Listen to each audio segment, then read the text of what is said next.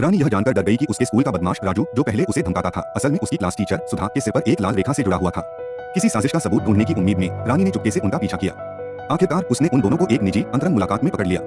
बिना सोचे समझे रानी ने सबूत के तौर पर उनकी तस्वीरें खींच ली और उन्हें अपनी क्लास टीचर सुधा को भेज दिया। उसने धमकी दी कि अगर उन्होंने सच नहीं बताया तो वह इन तस्वीरों को पूरे स्कूल में फैला देगी। रानी को लगा कि उसकी योजना एकदम सही है, लेकिन उसे जल्द ही इसकी भारी कीमत चुकानी पड़ी। 3 दिन बीत गए पर टीचर सुधा ने कोई जवाब नहीं दिया। गुस्से में रानी ने सीधे तस्वीरें ऑनलाइन प्रसारित कर दी, जिससे पूरे स्कूल में हंगामा मच गया। शिक्षकों और छात्रों दोनों की आलोचना का सामना करते हुए राजू की जिंदगी बर्बाद हो गई। जैसे ही रानी अपनी जीत पर खुश हो रही थी, उसकी सबसे अच्छी दोस्त सीमा को कुछ गड़बड़ लगा। सीमा बिना चश्मे के भी दूसरों के सिर पर लाल रेखाएं देख सकती थी। उसने तुरंत रानी से पूछा कि क्या राजू के साथ जो हुआ उसके पीछे उसका हाथ है।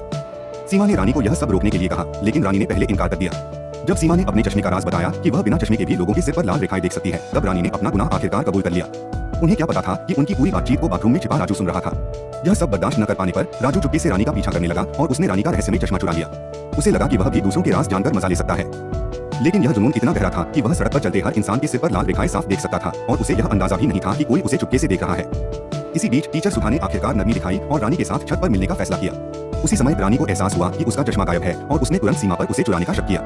उसने तुरंत सीमा को फोन पर खूब खरी खोटी सुनाई, उसकी बात सुनने से इनकार कर दिया और गुस्से में फोन काट दिया। फिर वह टीचर सुधा से अकेले मिलने छत पर गई, यह सोचकर कि वह उसे पैसे भेज रही है। अचानक टीचर सुधा को एक संदेश मिला। यह जानकर वह बुरी तरह घबरा गई कि तस्वीरें एक फोरम पर पोस्ट कर दी गई थीं, जिससे वह पूरी तरह से टूट गई। सच्चाई सामने आते ही उनका करियर खत्म हो जाता और यह सब रानी की गलती थी। क्रोधित टीचर सुधा ने रानी को घेर लिया। सीमा उसकी मदद के लिए दौड़ी, लेकिन तब तक बहुत देर हो चुकी थी। एक 18 साल की लड़की अपनी जवानी में एक इमारत से गिर गई और उसकी जान चली गई। और इस सब का कारण एक साधारण चश्मा था। शायद असली खौफ चश्मा नहीं था, बल्कि इंसान का बेकाबू दिल था। शुरुआत से लेकर अंत तक सीमा ही अकेली ऐसी इंसान थी जो यह समझती थी कि मानव स्वभाव सबसे कमजोर होता है।